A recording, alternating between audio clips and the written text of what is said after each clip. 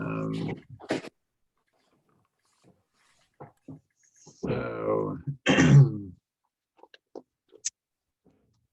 okay, as a preliminary matter, this Historic Structures Advisory Board meeting of the Historic Structures Advisory Board, permit me to confirm that all members and persons anticipated on the agenda are present and can hear me.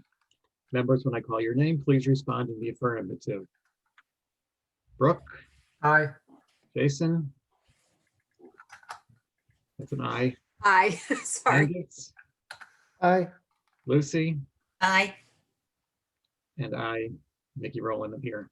Staff, when I call your name, please respond in the affirmative. Holly? Present. Thank you.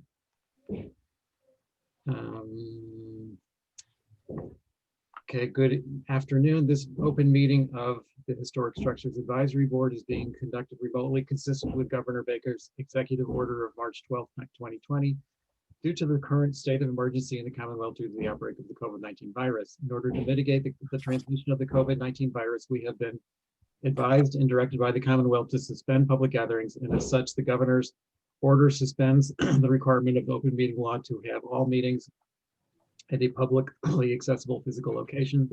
Further, all members of public bodies are allowed and encouraged to participate remotely. The order, which you can find posted with agenda materials for this meeting, allows the public bodies to meet entirely remotely so long as reasonable public access is afforded so that the public can follow along with the deliberations of the meeting. Ensuring public access does not ensure public participation unless such participation is required by law. This meeting will not feature public comment. For this meeting, the Historic Structures Advisory Board is convening by video conference as posted on the town's website identifying how the public may join in. Please note that this meeting is being recorded and that all attendees are participating by video conference. Accordingly, please be aware that other folks may be able to see you and to take care not to share your screen on your computer. Anything that you broadcast may be captured by the recording. All supporting materials that have been provided members of this body are available at the town's website unless otherwise noted. The public is encouraged to follow along using the posted agenda unless I note otherwise. We are now turning to the first item on the agenda. Before we do so, permit me to cover some ground rules for effective and clear conduct of our business and to ensure accurate meeting minutes. I will introduce each speaker on the agenda. After they conclude their remarks, the chair will go down the line of members, inviting each by name to provide any comment, questions, or motions. Please hold until your name is called. Further, please remember to mute your phone or computer when you are not speaking. Please remember to speak clearly and in a way that helps generate accurate minutes. For any response, please wait until the chair yields the floor to you and state your name before speaking. If members wish to engage in a conversation with other members, please do so through the chair taking care to identify yourself. Finally, each vote taken in this meeting will be conducted by roll call vote. All right.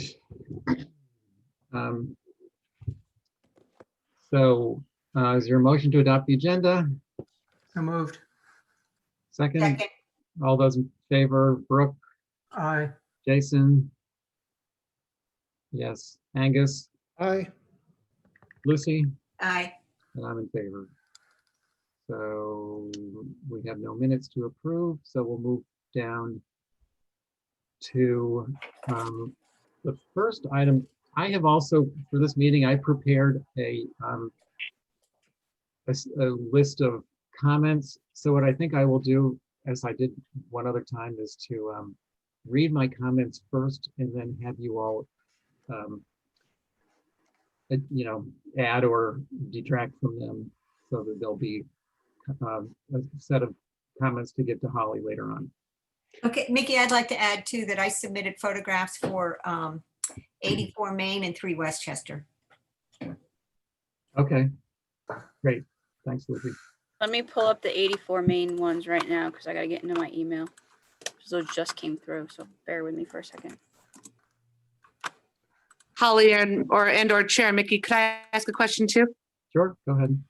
Did you, Holly, did you get my existing photos of 48 Orange as well? Is it with the file that was submitted? Yeah. If it was submitted, It was submitted Yeah. with the revisions. Yeah. If it was submitted with the revisions, then I would have it in here Okay, great. because I rely on, as you know, my fellow staff members. Yes. Holly, are you bringing up an application to look at first, or do you? Do we just want to go down the list? That would be preferable if we could just go down the list as I'm it's fine with written that. on the agenda. Yep. Thank you. Okay. That's fine. All right, so the first is 48 Orange. Good afternoon. My lighting's not so great. I apologize. There you go.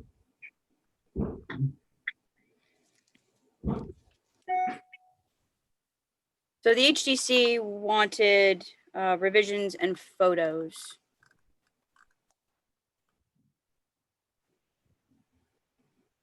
Should we go through the revisions first, or do you guys want to take a look at the photos first?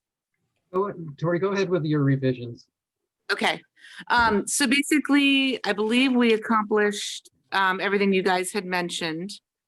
It's slightly hard to see, but the north elevation with the red bubble that you're looking at right now, you can see that they did a pitch on the flat roof to come in line with your request. The columns are tapered. And we've brought them down and we've matched another layer of header or board, whatever, fascia board, whatever we want to call that, to bring the overall height down above the railing. And am I missing anything else? I think those were the major concerns. The photos will show how not visible this is from the street, and I've labeled each photo as to where it was taken from as well. So hopefully that will give you a good visual.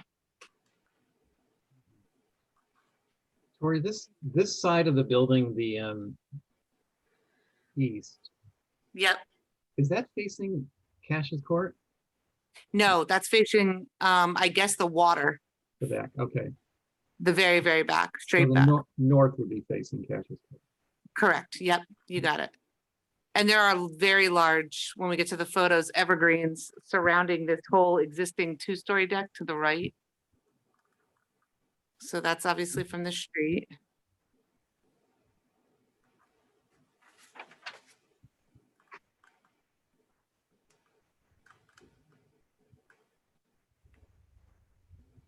This is from Flora Street, the only public way. If we could go back a minute, there's a couple of those. So I try to draw an arrow to where the porch specifically is. It's through these evergreens on Flora Street on this corner lot. And then behind the trees on the next dwelling over. There's the evergreens on Cash's Court. If we, yeah, there you go. If we could stop there for a minute. So the porch roof would be right to the left of that last tree over those double doors there. So it They is have- visible from Cash's Court. Yes. This is I'm a sorry? public. It's It's visible visible. from Cash's. It's visible. It's visible from Cash's Court, but Cash's Court, as we discussed at the HTC meeting, is a traveled way, not a public way. It's a platted road. They have jurisdiction off of it. But it's not a public road, Holly. We've confirmed that. Right, It's but not that a doesn't public matter. Doesn't matter whether it's public or private. It's a platted. It's Okay, I'm just actually being, I'm fairly just, old. Yeah, no, I I ju- get I'm it. just- I'm being clear that it's not a public way. It's the other. And that's regardless. It's fine. Okay. So this is where the changes would be right here. Is there an actual site plan? There's a In the small, beginning. very rudimentary, there is a plan view of the porch addition. If you want some details on what it looks like. I'm looking for a site plan. Yeah, there was a Yeah. site plan in the original application. Do we, Oh, okay. do we still have that? There is, it should be there. Is this the original right behind it? No. This is whatever was resubmitted. Okay. So So the site yeah, plan's not there? I don't see a site plan. I don't see a site plan in here either. No. Okay. But it's in I the thought- original. Yeah, it's in the original, exactly. And is there a plan view here, Brooke, for you, if you wanted to see that? There's no plan view either. Okay, that's in the original. Are those not accessible, Holly? Yep, yeah, I just need to wait a second, but it's not up to staff to do this for every single application before the HDC, just heads up on that. When did we last see this? On the 2nd of November, so bear with me, I got it, but it just takes a minute. And what's the date of the building again? This 18 Go ahead. 1840 Greek revival, per the NHL data.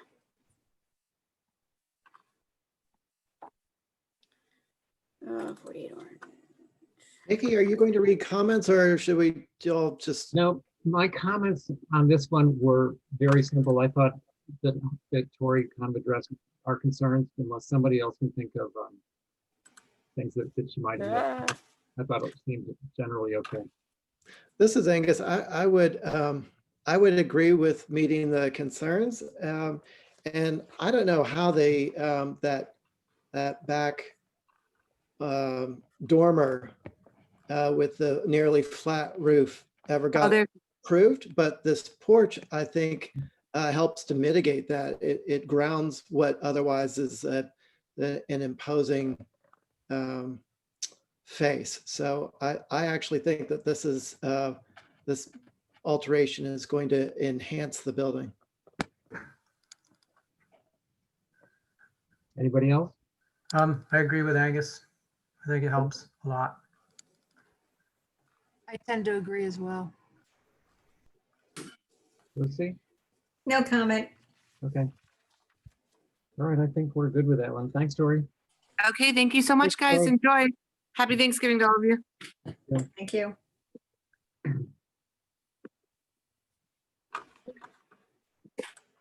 Next, we have 84 Main.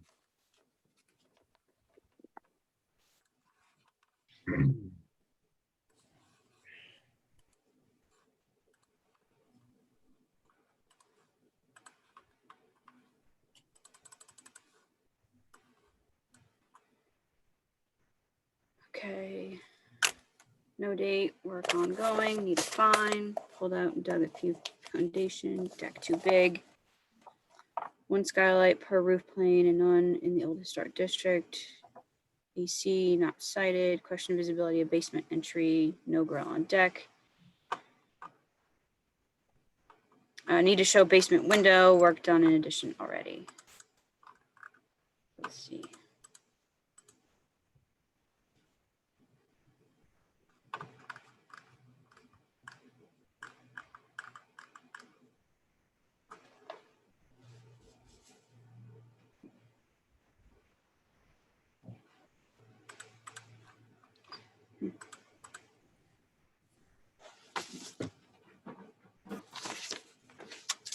So I have some comments on this one, and they're mostly about the rear shed addition on the south elevation.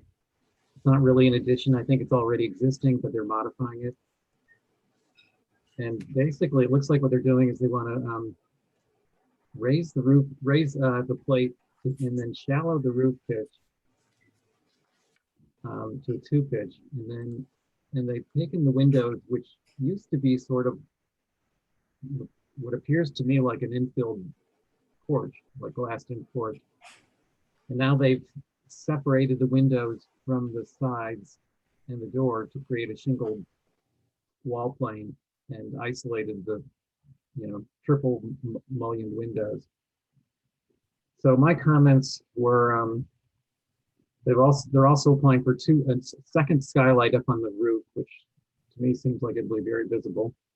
So I'm saying to remove the second skylight. And then the rear shed addition only works on this historic building as a glassed-in porch. The windows should remain as edge-to-edge infills instead of triple windows set in a shingled wall.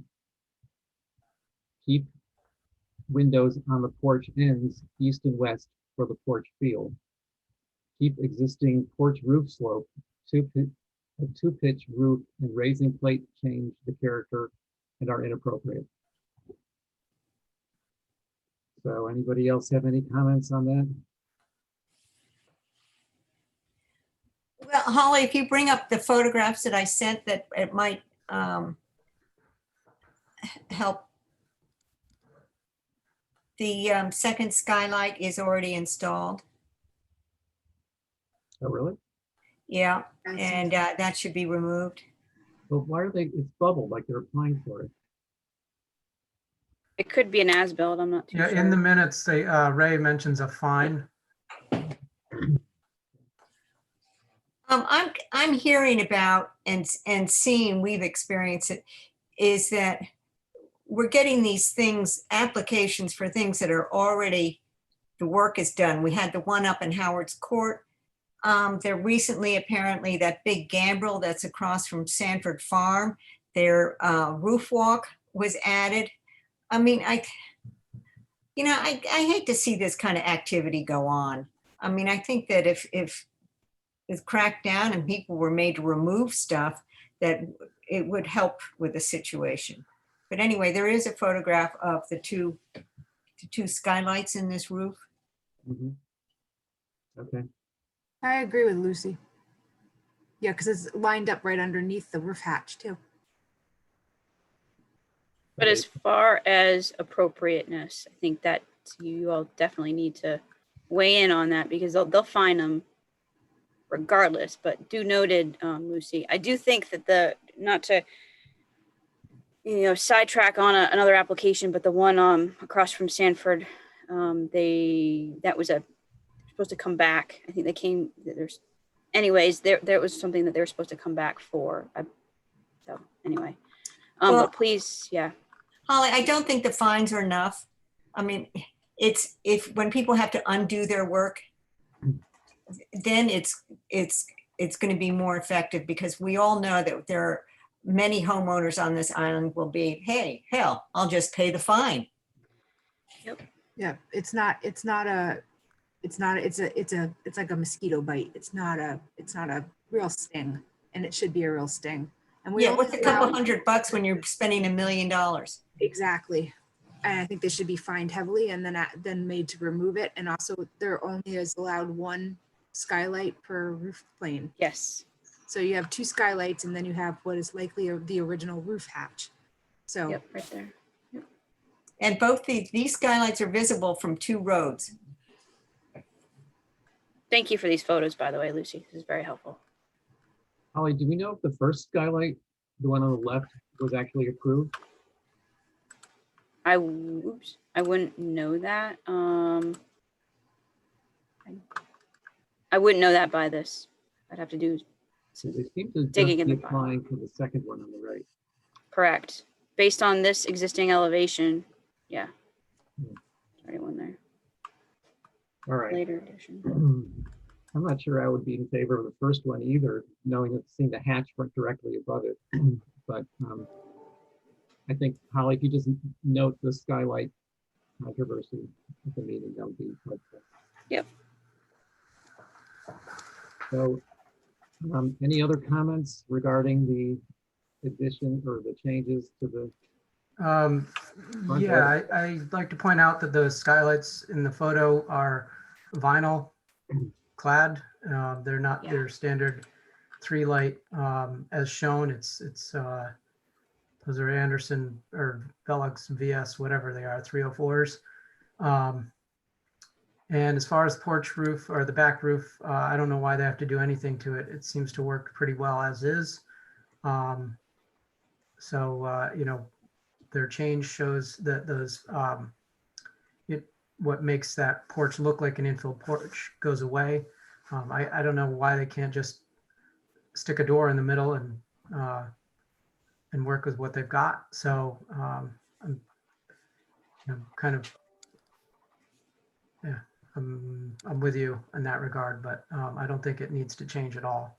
But definitely those skylights are not appropriate, especially as vinyl clad.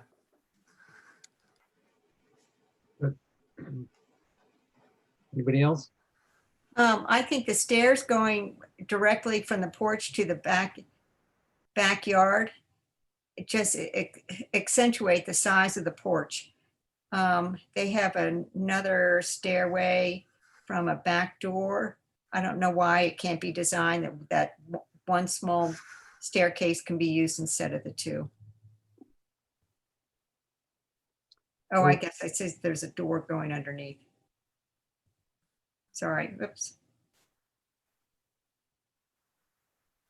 Yeah, Lucy, I'm not sure I followed that. No, I take that back, Mickey. Okay. Well, it could be rotated 90 degrees though. Yeah, And You were mentioning they retain this one instead of having it in the center. yeah, I kind of like that last HTC submission. They moved it from Yeah, here. and it keeps the porch Center. as is. Mhm. Thought I saw a change to the front stoop. So the existing goes all the way to the window.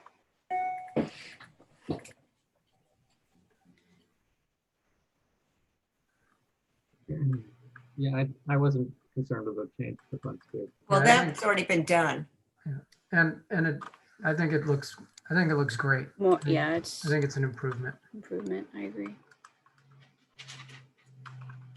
This is Angus. I would echo what everyone else has said. The skylights aren't appropriate. The one that has been existing shouldn't have been underneath the roof scuttle, and the other one there should have been an application for, and a fine definitely is not going to effectively deal with this situation. It needs to just go away. I mean, if this is the precedent, anyone could do anything and then just pay a fine, Yep. as money often is not the object. And I was going to state exactly what Brooke said about the roof and the pitch. It looks best as an infill porch, and it loses that whole feeling if you raise the plate and have all that building around it.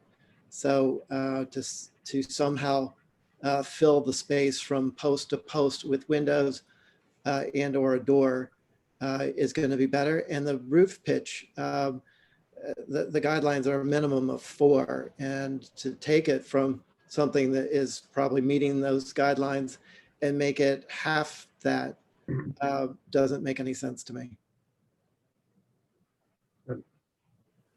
And I agree about the stair. I think it would be a lot more graceful to go alongside rather than come out from what is already a long projection. Where are you suggesting the stair go? I guess because both sides are kind of taken up, I guess. I don't know. Maybe it could go on the west side, along the side, and headed back towards the south. It could also be built into the deck too.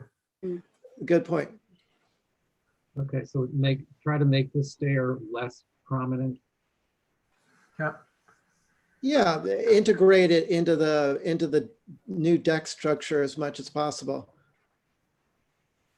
On the backside, running parallel and next to the stair going down to the bulkhead or the basement, headed the other way, I think would work well. Well, even if it turns towards Pine Street. Well, I don't want to get too specific about it. I'll let them come Yeah. up with the design. I'm just saying integrate the stair into the deck to make it less prominent. Yeah. And let's stick with the prior HTC submission if possible. Right, for the porch. Yeah. Window change. And remove the skylight. Right, got that. There are a lot of skylights around town. Mhm. They are. You know, presumably they won't get their sign CO. off on the HTC if they don't remove that second skylight. So, Correct. Correct. That is completely against. report. Okay, anything else on that one? I think we're good. Moving on. 3 Westchester.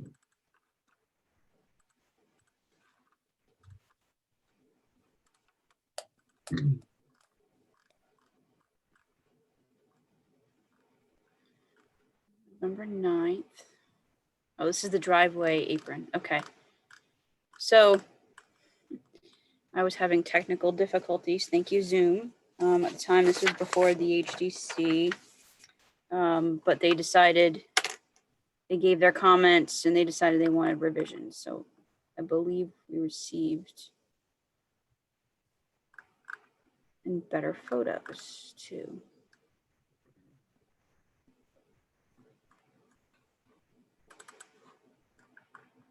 Okay, here. Previously, I think you all saw one that had herringbone as a pattern for the brick driveway. They didn't want that, and I would agree to have the same running bond.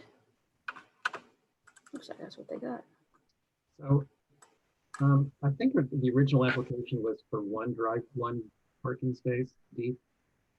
And I'm pretty sure that at the Traffic Safety Board, they were requesting, in order to get a curb cut, they need to increase the number of parking spaces that are going to be eliminated on the street. So they had to add another parking space.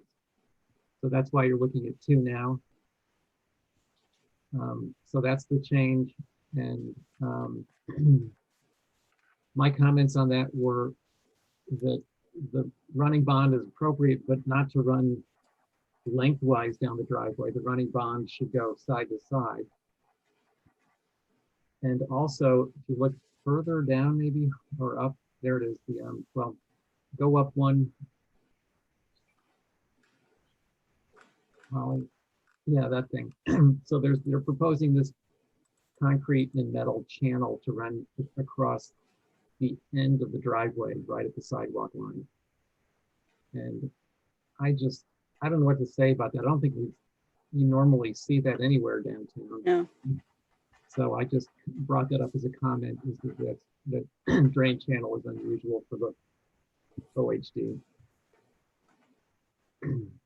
Oh, and another thing that I'm not sure they're really addressing very well is the retaining along the side, because this does require some retainage around this driveway. So, do they address that, Holly? Can you? Okay. They're Proposed calling stone it out. retaining wall 1 to 3 feet above grade, kind to match the existing stone walls. Which are in those photographs up here. Yeah, they have Match plenty of that. stone there. Yeah. So that's probably okay. So, Mickey, if I may ask, you're okay with the running bond the way that they're showing it? No, Okay. should go the opposite direction. Yeah. Do you want it perpendicular with the sidewalk? Correct. That's what I would recommend too.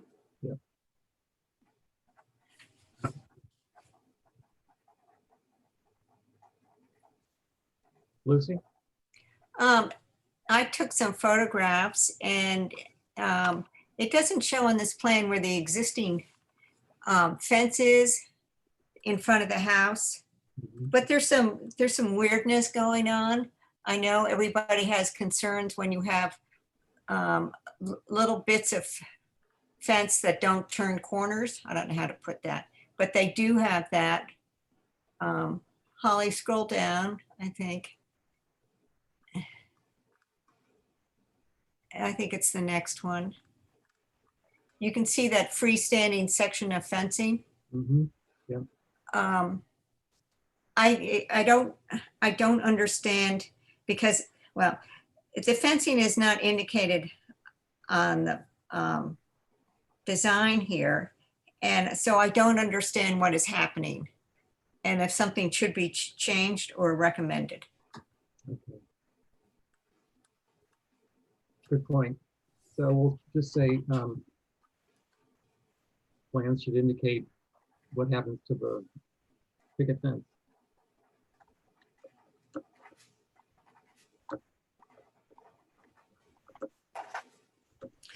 I mean, there's a lot of stone hardscaping in front of the landing and to the towards where the proposed driveway is too. Is that little fence section coming down? Is that your concern? Well, my concern is I don't know what's going on. Is there not And that anything there? freestanding little section, I know that's not usually looked on kindly. Well, that's been there. Holly, can you go back to the the plan because it had some weird thing pointing to where the fence was. Yeah, Is that proposed quick for, yeah, what is that? Infiltrators. They're infiltrators to catch the drainage that channel is going to drain into the below grade. So that's helping with that channel thing that's going right here. Yes.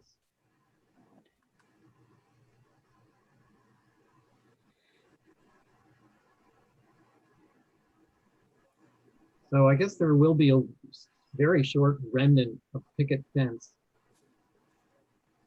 to the left of the driveway. So they should talk about how they're going to handle that. And then similarly, there's going to be some more picket fence to the right of the driveway. So they just need to address the fence and let us know what they're proposing to do with it.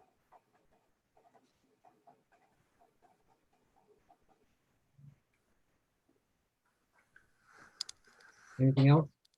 well, I would recommend if that they can use for their for the stone walls, if they could utilize the existing stone that they have on the property. I think they're planning to do that.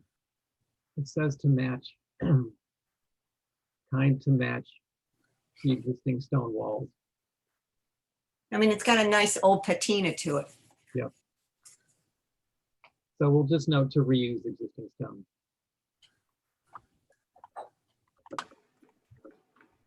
And the last plan you all saw did not have anything to do with right here. So basically they were wanting the car to drive over the existing granite curb, which I called out that I don't understand that at all, because normally you'd want to have it flush. So they finally addressed that concern. Looks like they're removing part of it to make it flush. I told them to contact DPW, so Right. Well, they may have done that. that's expected. Okay, anything else? Okay, thank you. Moving on.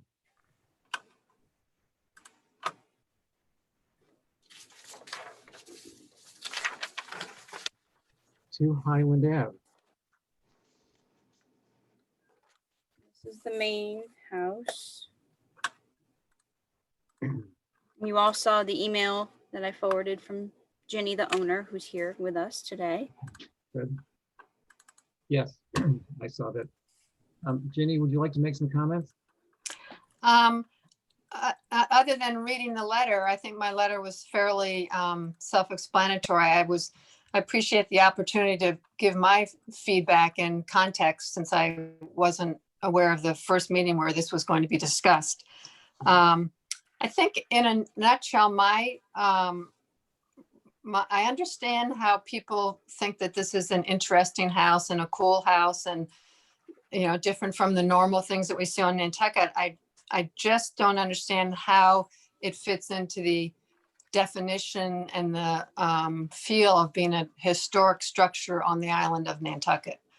And therefore it should not be demolished or moved.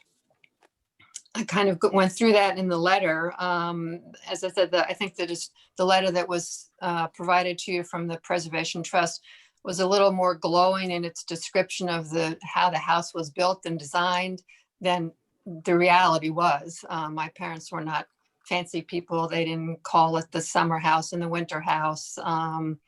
They just wanted a very simple house. And I think that's what they got from Paul, who, as I noted, is not a nationally known, regionally known architect. He's not on the scale of some of the other architects who built some houses on Nantucket in this time frame, which have since been demolished. Somehow those were approved to be demolished by, I know you guys advised to the HDC. So I'm just not sure how this house fits into the historic architecture of Nantucket.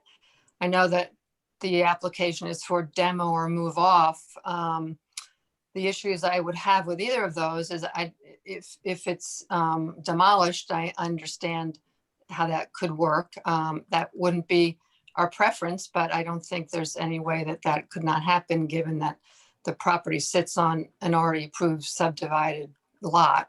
the structures do. And to move the house, I mean, you've seen it. It's got this huge glass window and wall. One whole wall is all glass. It's got the high roof there. I don't know how it would be moved. And someone had suggested the last meeting to keep it on site and move it and upgrade it. It's an older house. It doesn't have insulation. It has very thin walls. I mean, all the things that I outlined in the letter, it's really not easy to be updated or improved. It's at that phase where it's starting to fall into some disrepair. So those were the basic points that I really wanted to make and just give the board some context of my family's living in the house, building the house and living there. And I would argue that we should be allowed to demolish the house because if it comes to that, as I said before, or maybe this was before the HDC, I need that to have that in my back pocket if no one's going to buy the house as is. Okay, thank you. Mhm. So, Holly, do you want to speak to the notion of age and relevance to the contributing, how we view that? Yeah, so, this structure built between 1969 and 1970, yes, it might not be something that the HDC would necessarily approve, but you need to look in context of when it was approved and where the HDC was at the time. Nantucket obviously had its local districts in 1955. The expansion of the HDC didn't go till 72. I believe building on Nantucket and Mine wasn't done until the late 70s. There's this time frame in between. And so yes, it wouldn't follow the HDC's guidelines, but again, you need to recognize the fact that where we were as an island where we stand in the world of preservation, and why Tristram's Landing was pretty much the reason why Nantucket became, the entire island went through and became not only a National Historic Landmark, but also wanting jurisdiction for the local district to be the entire island. And it is an example of modern architecture on Nantucket that we don't have. And 50 years is predominantly what the National Park Service, National Register looks at as being something that could be eligible. And then those are criteria that I've referenced to the HTC the other night. Those are based on what the Secretary of the Interior says, what could be contributing. It's not just, George Washington lived here or Thomas Jefferson designed it or built it. You also look at the overall context. So you can't just necessarily look at the fact that Nantucket's architectural heritage is just during the whaling era, because if you did that, that wouldn't, it's not correct. That's a tunnel vision. But at the same time, we do know, and if people read the National Historic Landmark Designation update that was done in 2012, thanks to CPC funding and thanks to MPT for going that route and doing that update, our periods of significance are not going to expand. Yes, we can go up to 1975 based on that update and what is considered something that is attributing to our National Historic Landmark, but that doesn't mean everything from 50 years on is. So it's really going to be up to the HDC on whether or not they're going to allow this to be demolished. I understand, the reasons why, and having a property already subdivided, that really shouldn't be something that the HDC leans their hat on, so to speak, of why a property should be demolished. But this is something is slowly disappearing. The mid-century modern architecture on Nantucket that was able to be built when Nantucket did not have design guidelines. So. And would this house be treated differently than the other houses that were built and are no longer around? It seems to me it's a little arbitrary to, I know probably the NPT wrote letters in against the demolition or move off of the other houses, this Stahl house and the Lucas house, but my argument would be that this house, if you're saying it's of the similar ilk and similar heritage, should be treated similarly to them, Duly given the noted. same accordance. That's duly noted. However, I think you need to look at the fact that there's multiple different HDC boards. So you can have, yes, the regular 8-member board, but you can also have multiple boards within that. I can't tell you who sat on those other particular demolitions, but those do take into consideration. They're not the same boards that sit on all these applications. And then you have different board members that come and go. You have ones that are appointed, ones that are elected. So that's what creates that change, if you will. At the end of the day, it's going to be up to them to make that call. Could I hear other comments from any of the other board members? If anyone else has anything to add at this point? Yeah, anybody else? My comments were basically that this is an excellent example of a relevant historic architectural period, even on Nantucket, and should be preserved. Does anybody else have any comments to? Yeah, I'd like to add a thought. It looks like this, there's 3 parcels up here on the GIS map. And just from a practical point of view, it looks like the main building anyway could be shifted to 2 Highland Avenue, and maybe a portion of it is removed. But I think that at least one of these structures could be preserved. And yes, I definitely understand about the glass wall. I've read your letter. There's nothing these days that good engineering and good construction can't accommodate. So, you could probably get a full basement underneath this building. You could probably shave off the end of it so that it would fit on 2 Highland Avenue. And maybe the secondary structures go away, and that way you could spin off, number 6, the 2 narrow lots. I think that there is a creative way to, maybe maintain the structure. It is, I think that, like if you go out to Matticat, for instance, and you see a few of those buildings on the left, and they're odd ducks. They really are. And this is kind of an odd duck relative to what's around it, but it is still a part of our history. And I don't think that can be ignored. So I think, again, looking at the locus map on the GIS, it does look like there is a practical way to preserve at least one of these structures so that there's at least something, that is a monument to what might have been here or what was here if the other structures are demolished. And that's just my personal take on this. Great. Thanks, Brooke. All right. Anybody else? This is Angus. I'd agree with everything that Brooke said.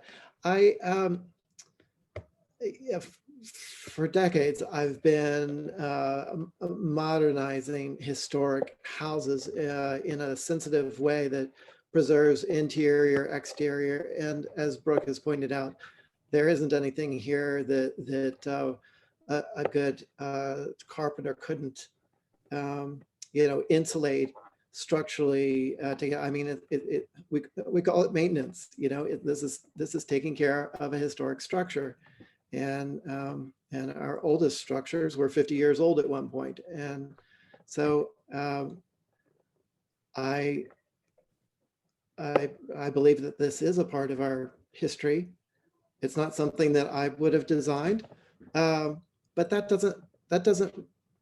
doesn't matter whether we think it's appropriate or would pass muster today. At the time that it was built, it was approved and had a building permit and was built, and that's just part of our history. And it's our prerogative is about saving Nantucket's history. And as far as there being a precedent for having the mid-century modern structures disposed of, is is an embarrassing tragedy for the island, and that's unfortunate. But throwing good after bad doesn't help. So I would definitely recommend saving this structure in its entirety. Winter, summer, guest, the whole ensemble was built as one.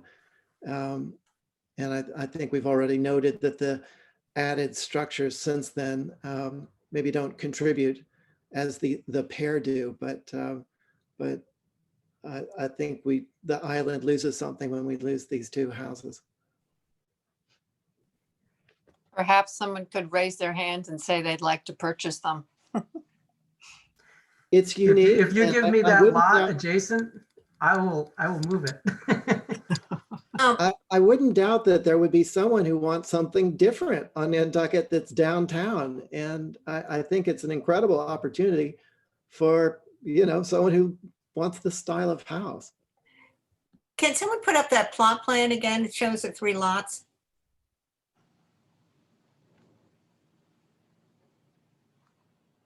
Do you have the GIS map? Yeah, that's what I want. Is there any way that that those 3 lots could be reconfigured so that the 2 halves, northern halves of the yellow and blue lots could be spun off, and then the structures that exist now, or at least the original ones, could be relocated slightly? I think, The only frontage is on Highland Avenue. Can you tell us when this subdivision was created? okay, 2008. Okay, so it's obviously much later than the existing houses were built. How can you subdivide through a house? I don't understand that. But if it went on the market, who knows? Maybe the person who would want this house would want privacy and land around it and want, the whole shoot match. That's true. But if not, then what are we left with? The family is not using the house anymore. And, as I said, I would like to be able to have the option of having someone move it or have to demolish it if no one is going to buy it. I can't just let it sit there forever. It's a legacy your family created, and that's what it is. Well, I think as a board, and our task at the moment is just to look at the particular structure, and I'm not sure we need to be terribly concerned with the subdivision. I know it's an issue for the owners, but we're looking at the structure on its own, trying to decide if it's a structure that should be preserved or not. And don't forget, we're just advisory to the HDC. We're just making a recommendation. But I think the consensus within most of us, if not all of us, is that it's an important structure in our island's history, and we would like to see it preserved. Heard. Any other comments on this one? No, Mr. Chair. Okay. Thanks, everybody. Thanks, Jenny. Yep. Okay, next. 4 East Lincoln.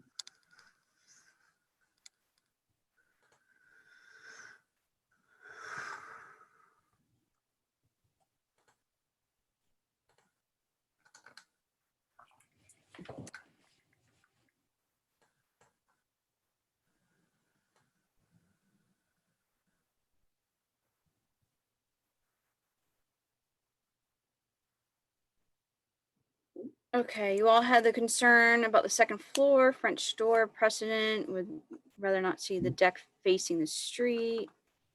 Asked about AC units, no white and gray doors. And center of the north elevation door should have flanking window.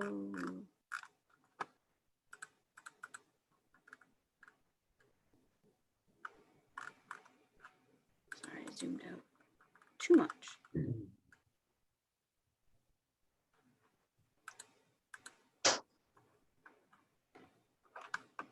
Okay, so my comments on this one were the garage door lights are shown as horizontal. And that's inappropriate. And the deck railing, I know we didn't, I think we didn't want the deck facing this direction to begin with, but it's back. And the deck railing they've shown as sort of a hybrid of a shingle and balustered railing. To me, I think that's a little busy for this secondary structure. So I left it at that. Anybody want to chime in on this one? I do. Sure. I think that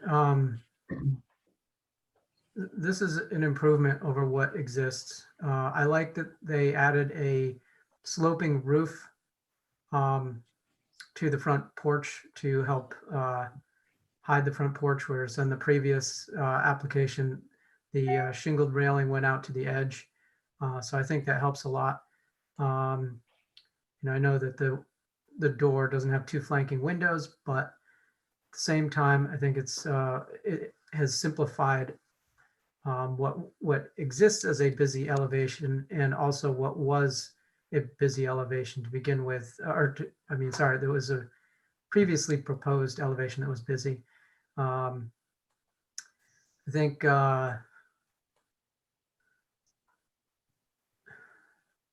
overall, this is it's an improvement on what's there, and it's an odd building to begin with. So it's getting a little bit of discipline. Mhm. I think it works. So that's where I stand on it. Thanks. Anybody else? But the garage lights definitely Right. need to change. I agree with what Mickey said. What is the visibility, if anything, on that side that just has a gigantic piece of lattice on it that's now lacking windows?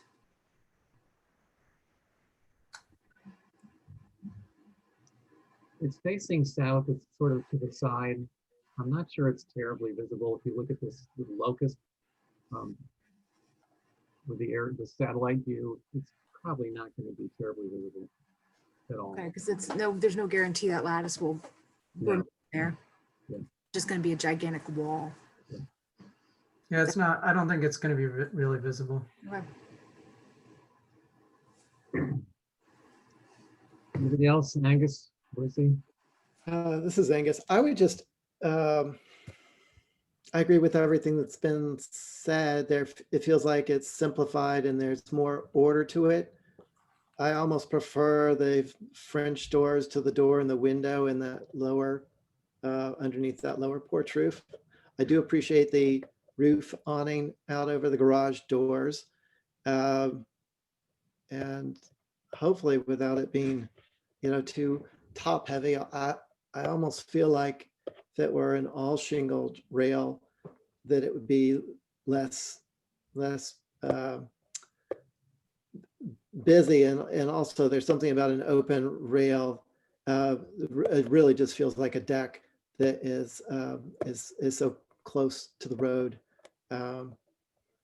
I'd rather see it more concealed. It's probably better for privacy. So you're saying shingle the whole thing rather than leave it mixed? Yes. I believe that was your comment previously too. Yeah, I was being yeah, I think I would agree with that. Me too. Good.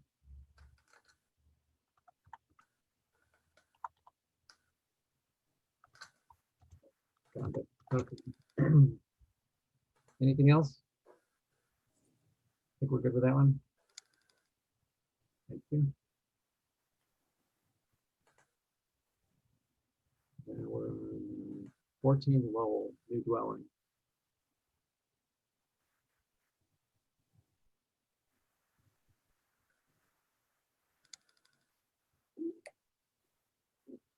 Matt, are you here for this one?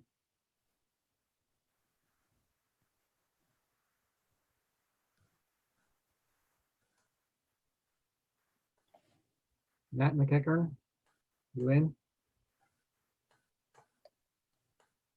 And there's also Hey, an abutter Molly, here as how are well. you? Good morning, or good afternoon. Guys, I'm gonna have to go. I'm sorry. Okay. Thanks, Bye. Jason. Your appointment. Thanks, Jason. Matt, did you want to make any comments on this one? Sure. Hi, everybody. So yeah, I don't know if you're familiar with the site and the location. It's down the end of a street and it's actually set behind another lot. I think the site plan shows that pretty well. There's a existing parcel in front of this and that is going to be renovated. We're not working on that. So, but I'm fairly certain that's going to, there will be a structure there. And, you know, the visibility of this structure is pretty minimal just because A, it's at the end of the road, and B, it's actually set behind another parcel. There's an easement to get back behind the parcel. And so I think that there is visibility, it's going to be fairly minimal, but even still, you know, obviously the design is somewhat austere and that was intentional. Try to keep it really, really simple. We did change the massing slightly where we removed the second floor dormer, which is on the east. We also changed the garage gate, made it gable forward, which is on the left side, and dropped the plate. And I'm going to the main house. They are connected by a breezeway. We also dropped the plate of the secondary additive mass. So all in all, understanding that this is a fairly austere approach, but again, I don't think that it's a too significant a departure from the vernacular. So with that, look forward to the board's comments. All right, I had some comments on this one. You know, I would agree that this is very austere. I'm not really sure I understand why you're going to the lengths that you are to make it look so austere. I think, you know, there's sort of a norm in terms of trim style and width of boards, and this is departing pretty far from that norm. And, you know, granted, you know, we're in the old historic district here. I think we need to stick to norms. That's kind of the whole point of it. So, you know, I've got kind of a initial comment saying this house seems to be going out of its way to not fit in. I think so. The massing, the roof pitches, windows, doors, trim details, the large shingled voids, door overhangs, all need to be rethought to get this to conform a little better to the standards that we'd like to see in the old historic district. So, So that's a prepared statement. Thank you, Mickey. Appreciate that. I mean, I would disagree with you on the roof pitches. What about these roof pitches is not conducive to the core district? Or the massing for that matter. Probably not the specific pitch map, but just the massing that, you know, this is it's a tall, steep pitch massing, which you don't really see too much within the old historic district. Where, you know, we like colonial and Quaker downtown, and this is more towards, I don't know what you'd call it, sort of neo-Victorian or something. It's very I don't see it fitting in, but you know, it's just my opinion, I guess. No, I certainly respect that, and I obviously put a lot of thought into it, so I certainly appreciate it. Anybody else? Too tall. When I'd like to say something. This is Angus. I would agree with the comments you read, Mickey. Honestly, it's refreshing to see something that's kind of streamlined and a bit edgy with the it is kind of a mix. There are volumes and slopes and massing that are maybe of some sort of Victorian era, but then it's streamlined in you know, sort of the modern streamlined finishes. But then, you know, then they're the wind as the sort of fit in with any of these. So it really, I think as a structure, I would be okay with it somewhere else on the island, but it doesn't represent what it's surrounded by or the houses downtown in that core district. So while I might like it personally, I don't think that it's appropriate to the area and the surroundings. Thanks. Thanks, Angus. Brooke? Yeah, you know, I agree with Angus. I think it's a really cool building. I think, you know, you've gone out of your way to have additive massing, which is great. And, you know, for the context, especially given that Lowell Place is a neighborhood of one-story structures, this really stands out. And you know, I realize that Lowell Place is probably going to see a turnover of architecture at some point as we move forward, because someone's going to say, oh, wow, you did this. Well, I'm going to do this with my house. And it's just going to snowball. And so I think that we got to be careful about what gets approved here and how much of this would be acceptable for the context. I think that, you know, it'd be a pretty simple proposition to build out the trim and make it look a little bit more of it like a traditional Victorian. Now, I know that probably ruffles Mr. McEachern's feathers because he has really made an effort to not do that. But again, I think that we have to consider the context here. You know, there are a couple of buildings over on Woodbury that are a little bit more Victorian in nature. So yeah, there are some things in the neighborhood that have that vernacular Victorian feel to them. So it's not much of a step to pull that out of this massing by changing some of the trim detail and essentially keeping the building the same, you know, in terms of its general massing program. So yes, those are my thoughts. Thanks. Lucy, do you want to add anything? I think it's inappropriate for the immediate neighborhood. Okay. All right. I think we've. May I make a comment? Oh, sure. Yeah, go ahead. Hi, this is Victoria Rakoff. I'm the owner of 12 Lowell Place next door. And I appreciate everything you're all saying, in that my biggest concern is that I do feel it is too tall. And I do believe that it actually will be quite visible from the street, given that all the other houses around it are pretty much one story. There's a 1.5 story next door to us, but even with the house in front of it, this house is going to tower over it by almost 2 stories. And I just have trouble believing that I won't be able to see it from the street and from my own home. So that's really my primary concern. I think it's too tall. I do appreciate the redirection of the garage roof. I think that looks significantly better and more in keeping with what's around. And I also am concerned that if this is approved, I do think you're right, that it'll be sort of a snowball effect on the street. And the street is a street full of small bungalow houses. And it's in the old historic district. And, you know, we lived there because we were hoping it would maintain that character.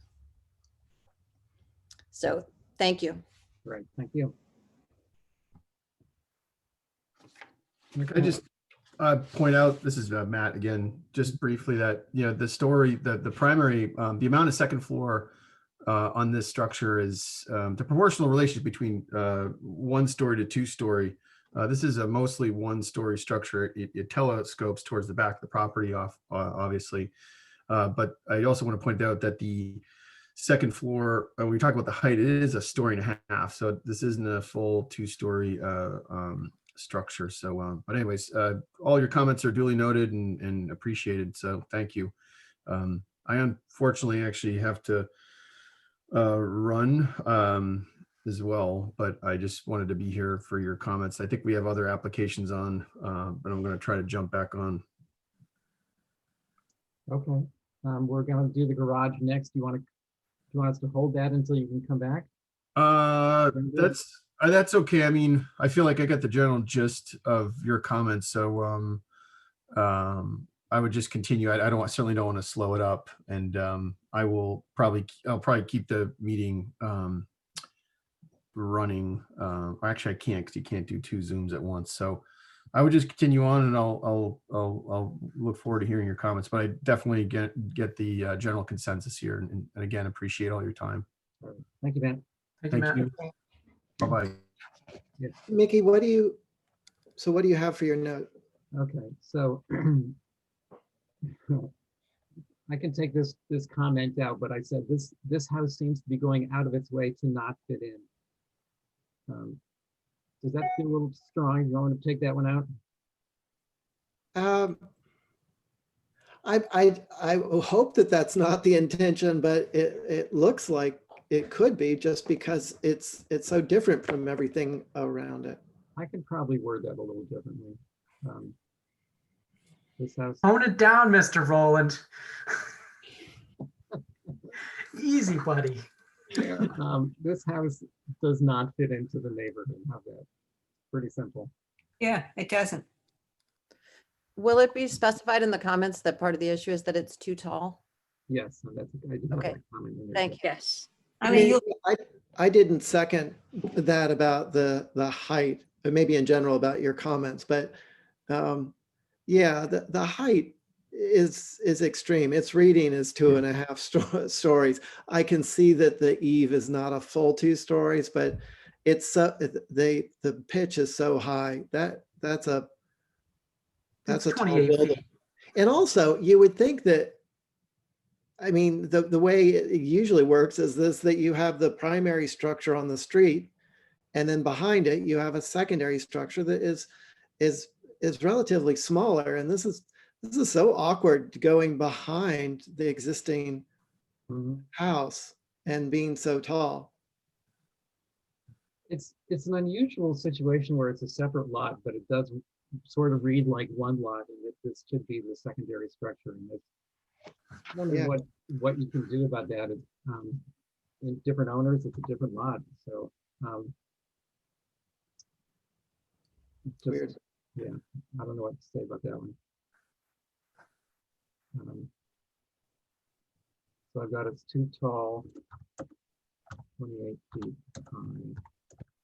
what really throws it off too is that the main mass is so large.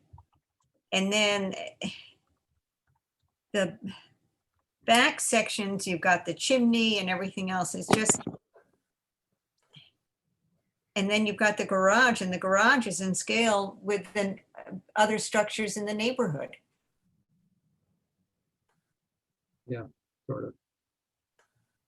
I liked that recommendation of Brooks about, if you're going to go with this kind of massing, do the appropriate trim change for it. Like if you're going to go Victorian with the steep roofs and the massing the way it is, and the 2/2 windows and so forth, then just go ahead and dress it like one. But it's kind of straddling at least a couple different design themes. So I've added too tall, 28 feet high in a neighborhood of 1-story buildings, and the trim needs to be more conventional. But I still have the comment: the massing, roof pitches, windows and doors, and trim details, large shingled voids, door overhangs, all need to be rethought. Maybe I'll just say all seem to be, all are inappropriately designed. So I also want to add that I think that you can actually see this building, or a variation on this building, over at 51 Vestal Street. I think this was poached. Was that? There's also Matt. Same owner too. Oh yeah, I know what you're saying. It's on the other side of Quaker. Yeah. Yeah, that makes sense. But you know, that's not the old historic district. Right. It's less a context argument than it is, you know, if you wanted to see it in real life. Right. So, but I'm done talking. Brooke, did they use the same trim? Is it this minimal trim? No, they didn't. In fact, it's pretty built out, and the front mass has board and batten structure. It's kind of cool looking. Mhm. Okay. Let's move on to the garage.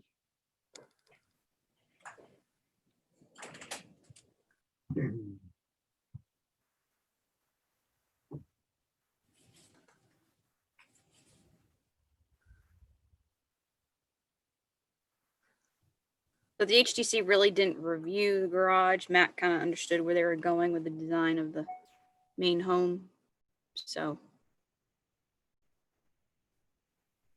but I was able to read your comments to them before he left. I have more comments. So I have, can you go to the site plan, Holly? There you go. Zoom in a little bit, please.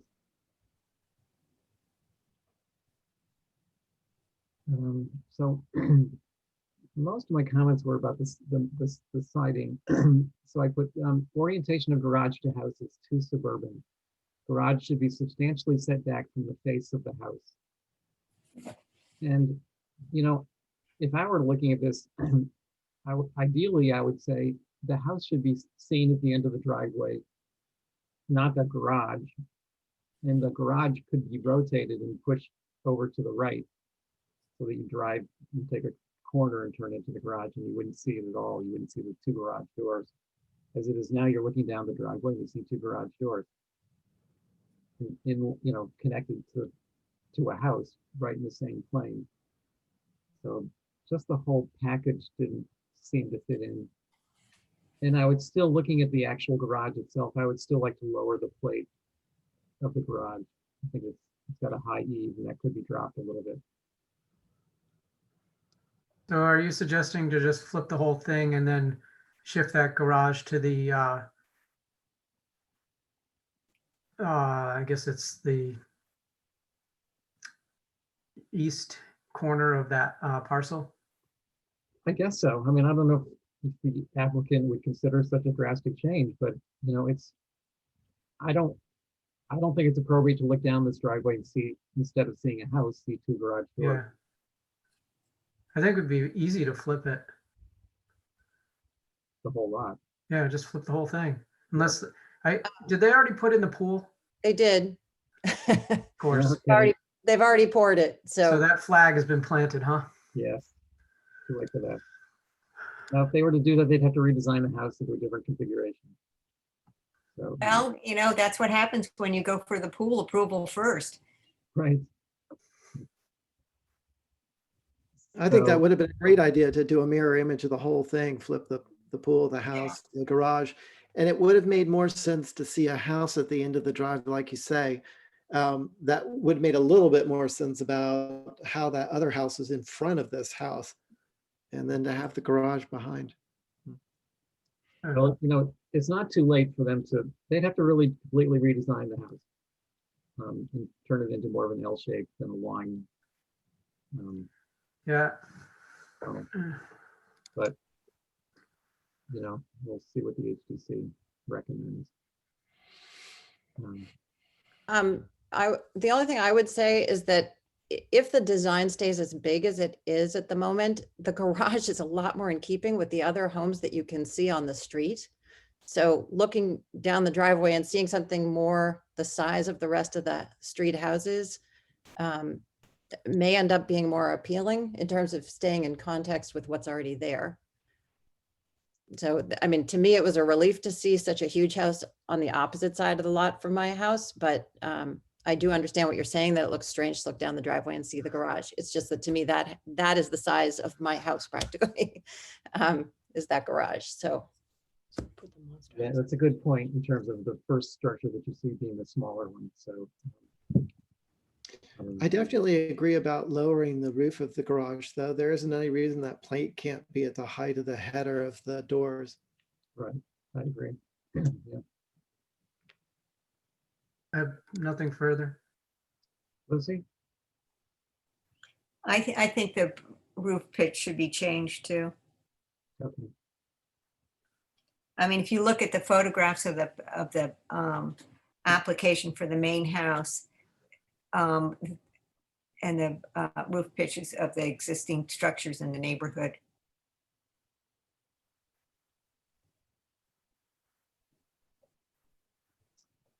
Yeah. See, Mhm. Mhm. Okay. Well, maybe I'll take out my comment about flipping the plan. It might be, I think Victoria's comment about seeing a smaller building than there might make sense compared to the relative to the neighborhood. I doubt they're going to give it much attention anyway. But I do think it should be set back from the face of the house. I don't know if there's room for that. Yeah, there's room for that. These context photos are so important in talking about the structure because this development is low bungalow. It's not high Victorian. Yeah. No, but it would be nice to see more of a context, not just these photographs, maybe of a street view with, you know, Victoria's house involved and maybe the other ones too, to really understand the streetscape. yeah, this area of town, you know, along with North Liberty is going to be facing a lot of challenges in the future, and I hate to think of what the possibility of what's going to happen. Mhm. Yep. Well, true. I mean, it's like King Street in Sconset, though I haven't been down that recently.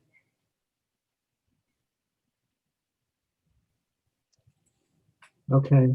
Any other comments on this one? Nope. Well, I do have a question. What are the ceiling heights in the main house? I mean, are they really high ceilings? Is that what's making the structure so tall? I mean, could all of that be shrunk down?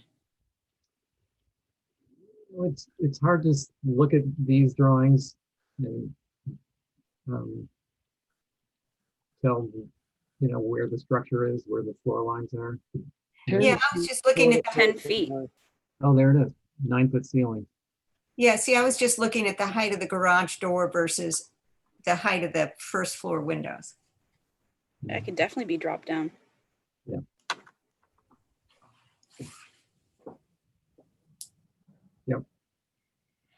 Maybe I'll add that as a recommendation.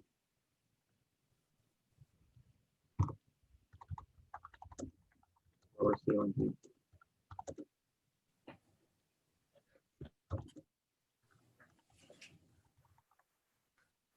Okay. What else have we got? 38 Prospect.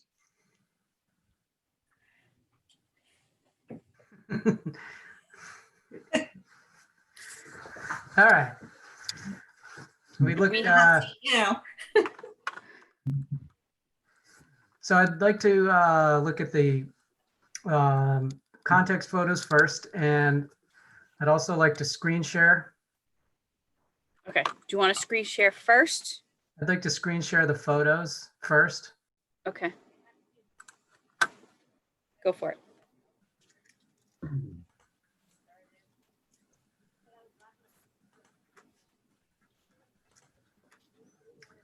All right. This is pretty self-explanatory, but so last weekend, I took my bicycle around, and I think one of the things that has been making it a challenge to sort of pin down the architecture of this lot is that there are a lot of different styles of buildings in the immediate area of this lot, and it depends on which approach you take. You know, that inform, you know, that I think informs people's idea of what can or should go here. So I'm just gonna take a little walk around this neighborhood so we can get a sense of things. And this area I realize is a little bit further away, but it is part of the approach. And you can see that there are 4 different styles of structure very close to each other on Pleasant Street. Brooke, are you showing photos? Because we don't see anything. Oh, sorry. How about now? Yep. Okay. So anyway, so it depends, I think, on the approach to this lot. If you're coming up Prospect Street, if you're going down Prospect Street, if you're coming up from Mill Street, if you're coming from Angola, if you're coming from, if you've driven on Pleasant Street before coming up here, and even if you're coming up York Street. So, so anyway, so that's like, I think what gets caught in the mind's eye as you're approaching this lot. This is the Pleasant Street. This is the furthest away from that spot, but I'm just kind of setting the tone with these photos, and that there are, 4 different architectural styles in very close proximity to each other, each representing different eras. Moving down Pleasant Street, you've got a bungalow and sort of a bungalow-esque with next to a Victorian. Then we go up Mill Hill. This is at the top of Mill Hill, right next to the windmill. Kind of a 1.5 story sort of, I don't know what you would call that, but we'll go bungalow. And here's the second dwelling that's right next to that, 2-story structure.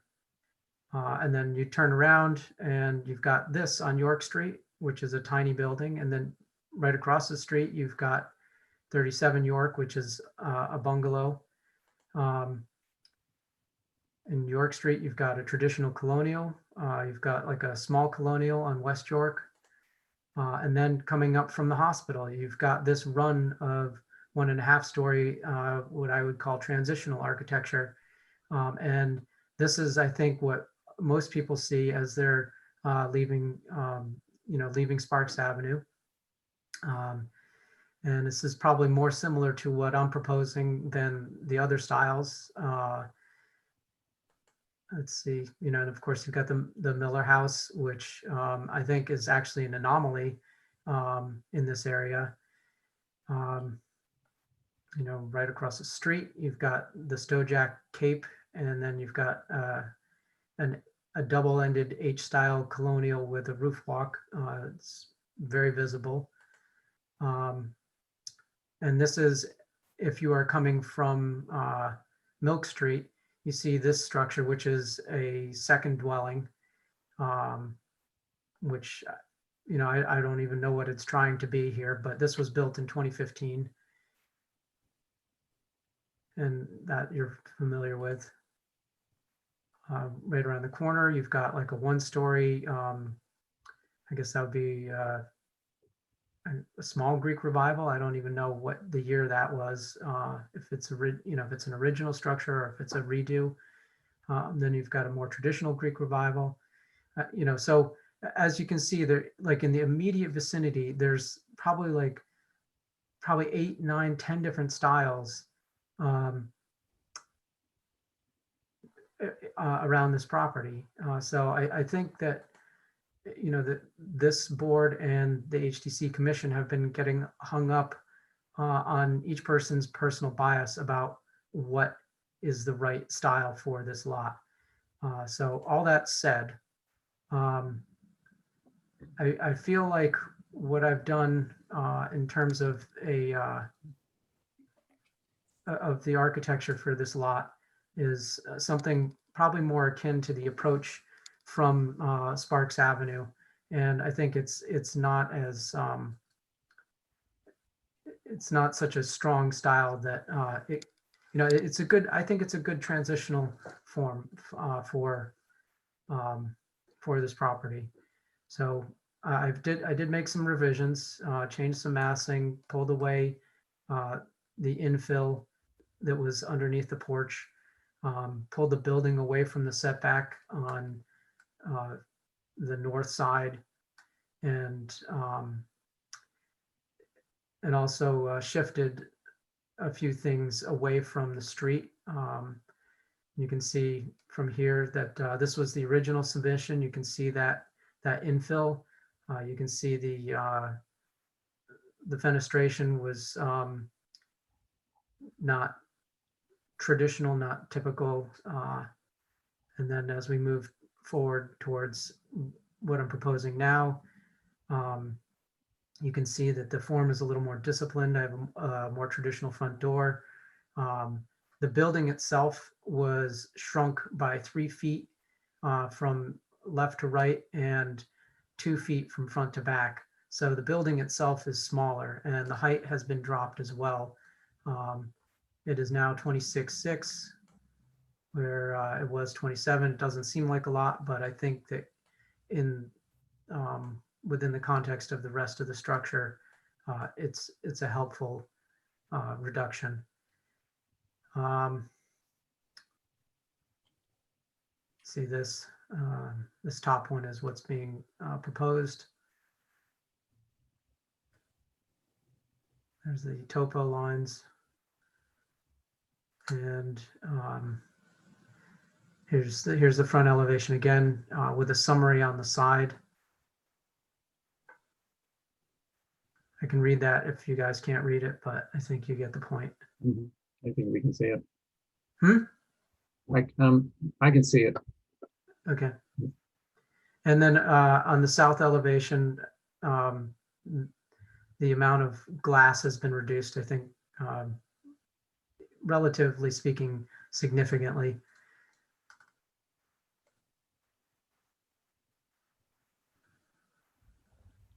East isn't really visible. And here's the north, which is a pretty basic form. So that's it. And I'm going to stop sharing and let you guys take over. Thanks, Rick. Thank you. Thank you for enduring that. I'll read my comments and then we'll go from there. I think this is a big improvement. I think my bigger initial concerns were as much to do with massing as details, but I'm less concerned with the massing. I think that it's come down and in sort of a simpler form. I like the removing of that infill porch area. So I think my specific comments are that I think I would probably remove those brackets on the porch. I'm not sure it fits into the sort of formal columns you have on either, detailed there. I think you've got a 5 pitch on the roof, on the porch roof. I think front porches to me just feel better as a 4 pitch. And I'm sort of in between on whether it should be hipped or just a plain, simpler, straight shed. If you look at that both ways, Brooke, is that? Yeah, so if we went back, well, all right, so my feeling anyway with the hip is that, well, it's really more like if we did a more typical square end porch, I think it would really make this building feel longer. And I feel like the hips help draw the eye towards the middle of the building. And I think it helps make the building feel a little less wide. Got it. So I think visually it helps the massing. That was my intention. How do you feel about shallowing the pitch down to a 4? Yeah, I could do that. I'll meet you halfway, 4.5. As far as the brackets go, I could see like maybe getting rid of the capitals and keeping the brackets. But I feel like the brackets help soften the amount of face that's on the street. So I'd love to keep them. And again, sort of echoing the spirit of one of the original thoughts, which was having this be kind of a farmhouse-esque structure, but that's quibbling. So, but 4.5. Well, that'll help. I still feel the brackets. I just don't know that you see a porch like this with brackets like that anywhere else in town. To me, it's a Oh, little bit too country. Lucy? what about the house that was relocated to the Matticat Road? Doesn't that have from Cliff Road early on, going out towards the dump on the right-hand side? I think you're right, Lucy. And I think like the it does look- brackets on that house, but I would take off the capitals. It does have a country ranch, at least suburban, but further out kind of feeling. And this is closer into the core. It is on the fringe. So much the massing of this is, it's starting to feel like some of the other examples on Prospect Street. And so but the porch, I think, is where you get where there's a bit of a diversion. And I'm not sure if I can see the benefits of both the hip and the straight. But I'm wondering if there's enough depth to really make it look right. I don't know. I kind of liked the quirkiness of that middle window before, that it wasn't so regular that there was a little window in that. It feels, I think part of what makes this feel like a big mass is, it helps. It's good that it's simple, but it is fairly uniform in all of it. So, yeah, I would probably get rid of the brackets and lower the pitch. That south elevation I like. I think that works well. And we'll get to the garage next, but My thinking on the south was the pergola. I don't know how visible it is. It's probably not going to be terribly visible, but pergolas are kind of a newer thing. I mean, I know there's some old ones, but they're becoming more popular. What about just a porch roof there instead, Brooke? Just a shed roof. I'm open to that.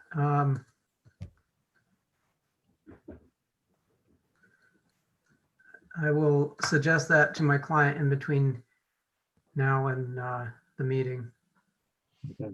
because I was thinking about that myself. I think that will feel a little more normal. That was really it for my comments.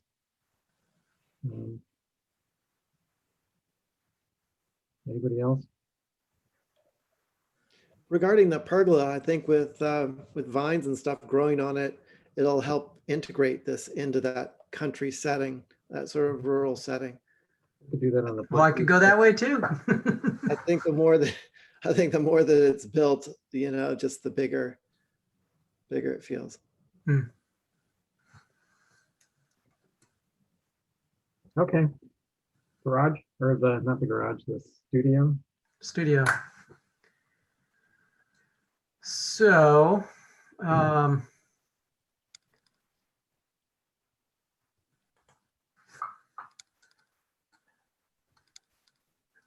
yeah, I think it's all there, but basically the building, I shortened the building. It was 28, it's now 26. It's been built into the grade. I changed the front door because I wanted it to be a little bit different from the main house. And as you can see, it's relative to the street, it's a pretty small presence. Okay.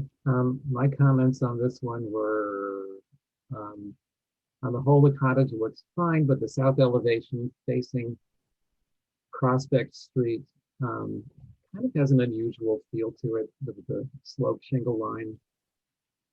I think it's nice that it makes it lower the way you've kind of cut it into the grade.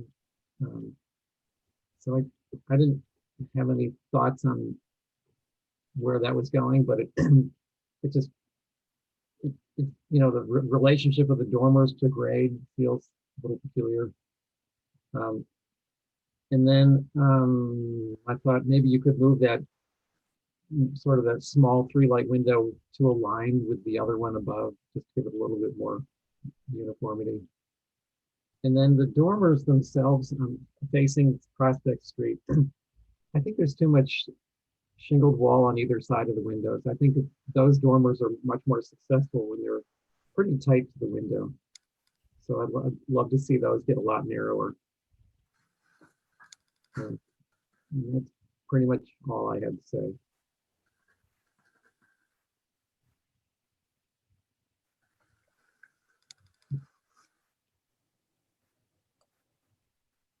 Lucy?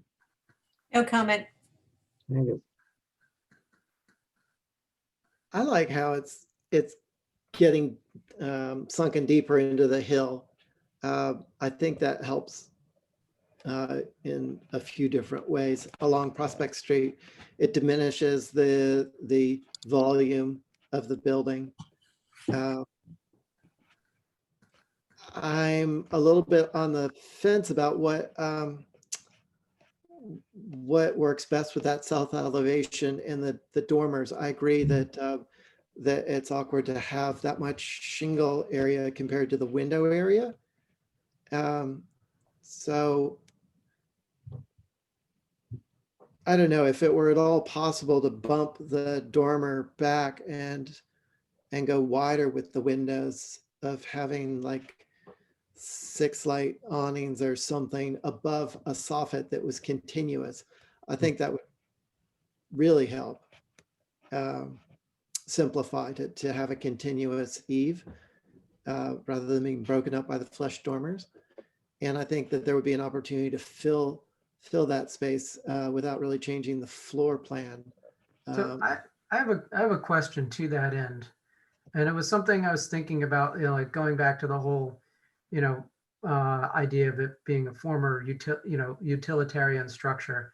And that is, what if I got rid of the dormer on the left and made this like an asymmetrical structure? So it looked like someone had converted a room upstairs in a utilitarian structure. So like basically you're blanking out that dormer on the left, and it would be off center. I mean, that was another thought that I had, that and I could even put like a little 3-light in the eave line there, so it really would look like a little bit more organic in terms of how someone had reimagined a utilitarian structure. I like where you're going with that, Mr. Meerbergen. All right, thank you, Mr. McLeod. And I like the plank door. Is that like a beaded plank, or is it just like straight plank, simple? I was probably going with V groove, or some sort of not like a tight board, not super tight, but definitely more like a cottage board door. I like it. Cool. I think that's an improvement too. I'd still love to see a little less shingle on either side of that window. How about if you reduce it to 1 dormer and then had 2 windows in the dormer? Yeah. All that, it simplifies, and the funkiness makes it feel more utilitarian, which I really think, would have made sense in this location of there just being, an outbuilding that got used. Yeah, me too.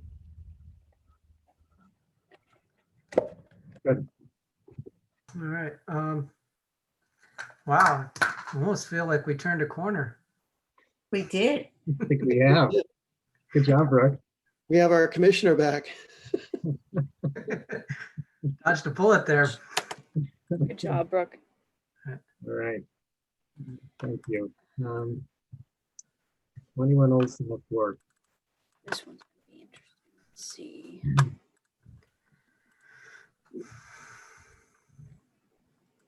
All right, you guys remember this, right? re-envisioned Beinecke Wharf Cottages. Let's see.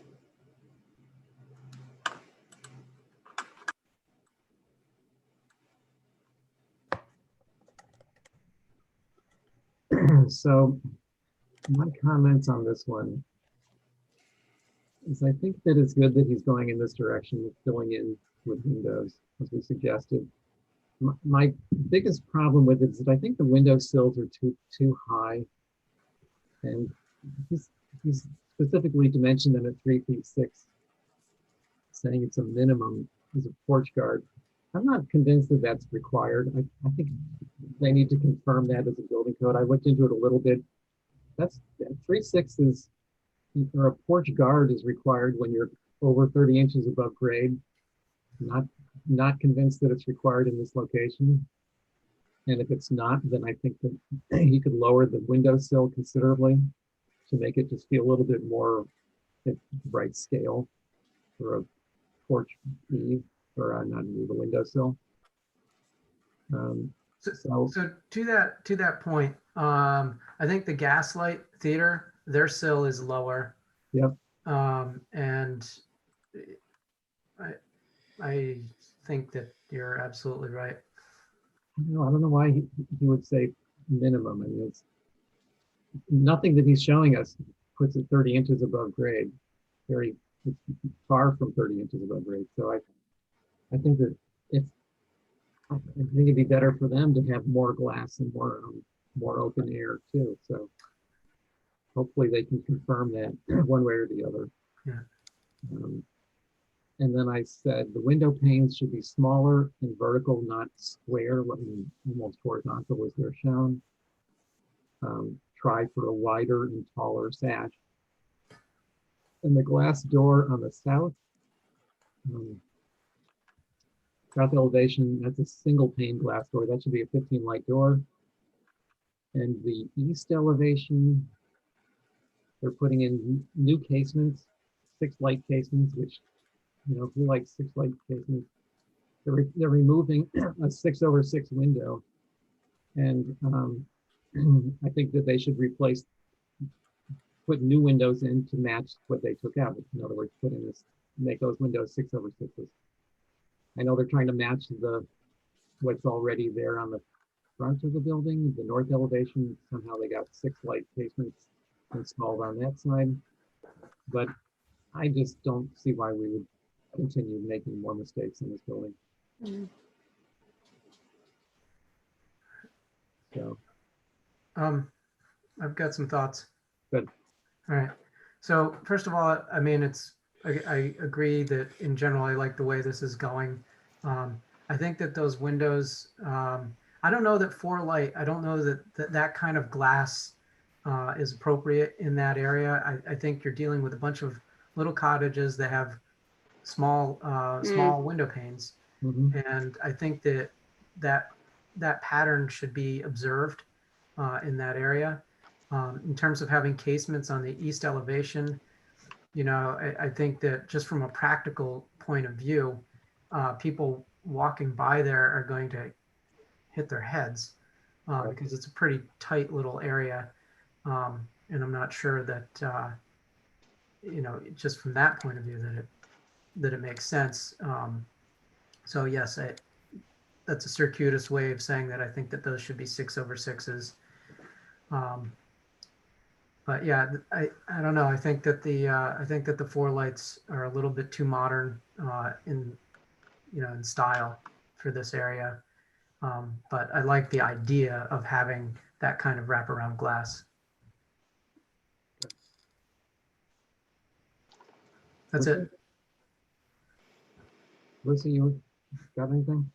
Yeah, my concern is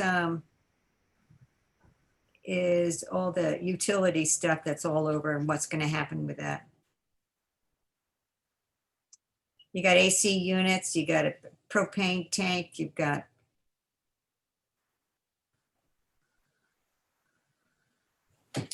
that they should all somehow be screened. So they're not applying for any of those things, but do we have pictures of this, Holly? Is there Is there a lot of stuff around here?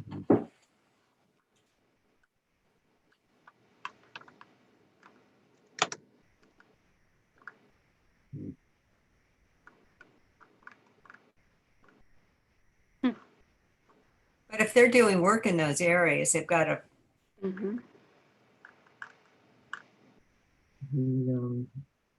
They're not showing them on the west elevation. There are those two upper units on the photograph. Those must be going away. Let's see. West, so those should disappear. If anybody wants to go to the GIS map, they have they have a photo of the buildings across the way from this, and you can see, you know, what I'm talking about in terms of the small panes. So I didn't realize those 4 pane lights are actually sliding. Really? Yeah. They're not all sliding though. I agree about the panes needing to be smaller and more like the window panes surrounding the building and in the building as it's shown. The proportions look about right in the existing demolition picture there that you have up in the upper right corner. Yeah, the four light, if it's going to be a square sash like that, it'd probably want to be 6 light, three across and 2 high. But I think the sill could drop and those could turn into 9/9s maybe or something. But also there's a on the front, the proposed for the north, where the triple 6 light casement says that's existing. Is that Oh, those. Picture. is that existing? It is. Yeah. Because it looks like there's a door in a, well, in the picture there was a door and a window. Door and windows here. Yeah. Anyway, I think that the pane size just doesn't fit with what's around it, and horizontal panes are just awkward.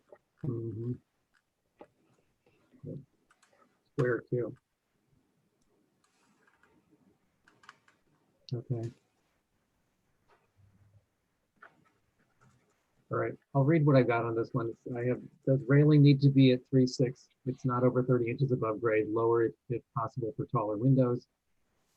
Window panes should be smaller and vertical, not square, more in keeping with cottages in South Wharf.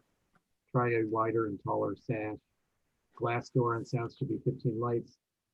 On the east, adding more 6 light casement windows is not desirable. They should be 6/6 to match existing ones, one being removed and others in the neighborhood.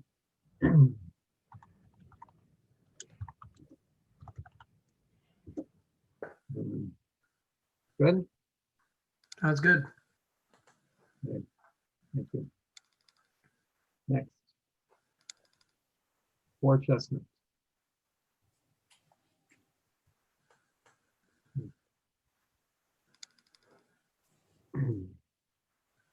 Sent me pictures on these, right, Lucy? Yeah. No? Utilities. last week. No, the picture I sent you this morning was lattice work on the side of the pearl that concealed stuff, which is a different solution. It is actually. In fact, I had never noticed it until this morning. Blends in actually pretty good. Yep, see that?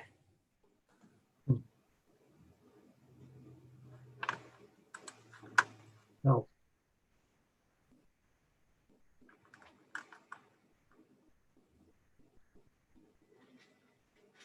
Okay, my comments on this one are, I think they're okay behind the railings. I just don't think they'll be, if you're looking through something, so it won't be quite as evident. I still don't love them, but I think they'll be less visible. But they're very visible on the east elevation. And I said painting will not make these large metal grills disappear. They will be very noticeable and are not appropriate. HDC does not have to approve something so incongruous just because they say they need them. They will find other alternatives. Maybe they can fix the old AC system. I mean, this is a new building. Yep. You know,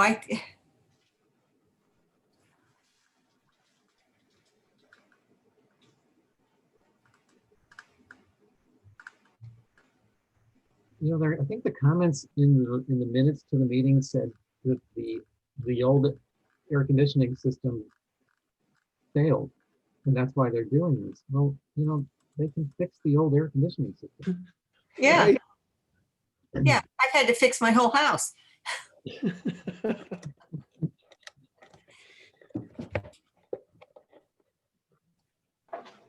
It just, I mean, it sets a bad precedent. It looks bad. It's just,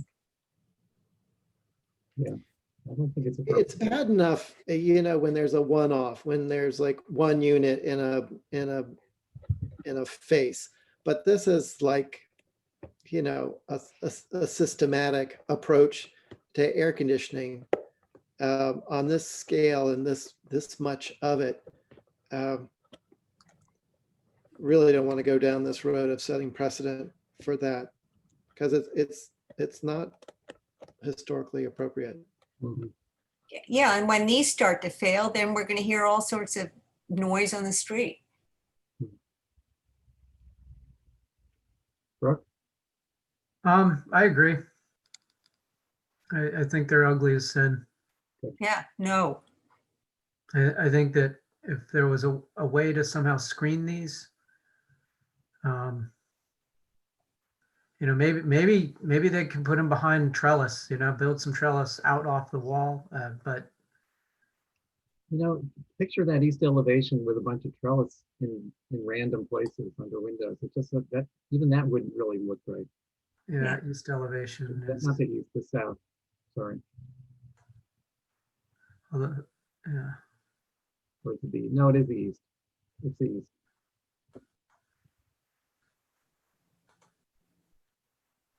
Right? Yeah, I mean, but would it be if they decided to do this on every single window? Yep. Yeah. I Well, and think everyone else who has a building that sort of looks like this and they see this go in. Mhm. Yeah, but Where's the east face? it's the side. When you're looking at the front, it's to the left. Oh, okay. It's the Right, it garage. faces side. the Hawthorne house. It's visible. Yeah.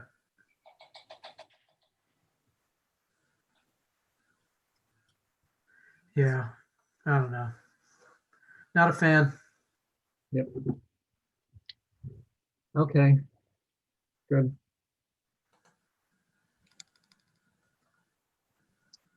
And the last one is what's the last one?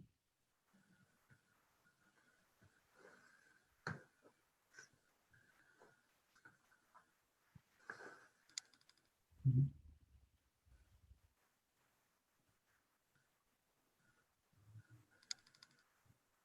26 new. 26 New Street. Oh, yeah. With that dormer edition. Yes.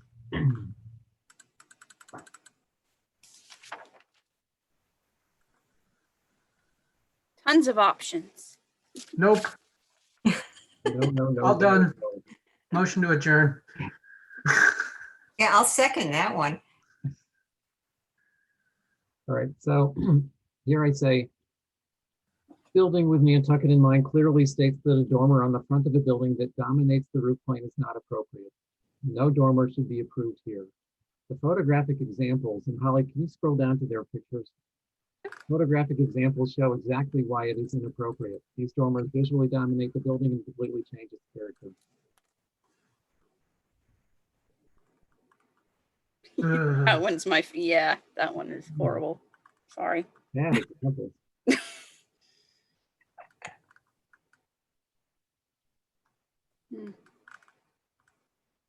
Are these supporting photos? Yes. Apparently. Oh, this is on That one almost Pleasant. worked. Yeah, I think this one's the best one out of all of them. Still too big. But Mickey, you've articulated that perfectly. And did you just read that out of the book? I mean, it clearly dominates the facade and it's just not appropriate. Yeah, I don't even have the book here, but I'm pretty sure that's what it says. Yikes, these are all examples of what's wrong. Yeah, that's on the same street. This one's just, Ooh. How'd you even pick that one up?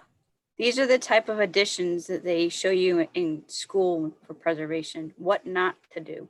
Sorry. Wait, Remodeling 101. Yes, where is that one? 8 Coon. 8 Coon.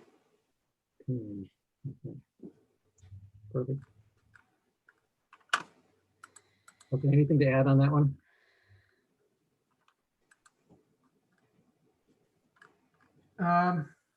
You know, is it possible that they could have a shed out the back? Where's the back?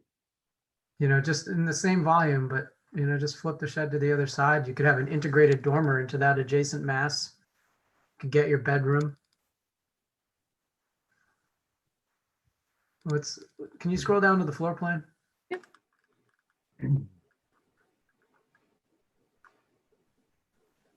Yeah. I think that they could, Well, they might be able to, but let them decide that. yeah. Right. They're proposing, so I guess they're proposing a dormer on the side? No. It's already there. That's already there. So It's- it's just the front dormer they're proposing. Yeah, just there. Yeah. Yep. Okay. Yep. And this is, 1950s infill, which, my whole take on it is it's historically appropriate the way it is right now. Yeah, it's cute. Yep, you Mhm. did a good job then. Let's not change it. Okay. I think that's it, isn't it? I think that is. Right? Did we want to wait for a full group to do the election of officers? No. Right, we should be doing that. Do you want me to ask, because I know sometimes Jason has to leave early like she did today. Do you want me to have Kadeem move that up on the agenda? Yes. We can take care of that. Don't feel bad. Same thing with HSAB or Sconce Advisory, so we're good. Move up. I'll make a motion to approve the comments. Second. All those in favor, Brooke, Aye. Lucy, Aye. Angus, Aye. and I'm in favor. I will forward you those comments. I'll touch them up a bit and then I'll send them out in Hollywood. Thank you. Thank you very much. Motion to adjourn. So moved. Second. Okay. All those in favor, Brooke, Aye. Lucy, Aye. Angus, Aye. and I'm in favor. See everybody. Thanks, Thank you, Ally. everybody. Thank you, Thank you. Maggie. Thanks, Holly.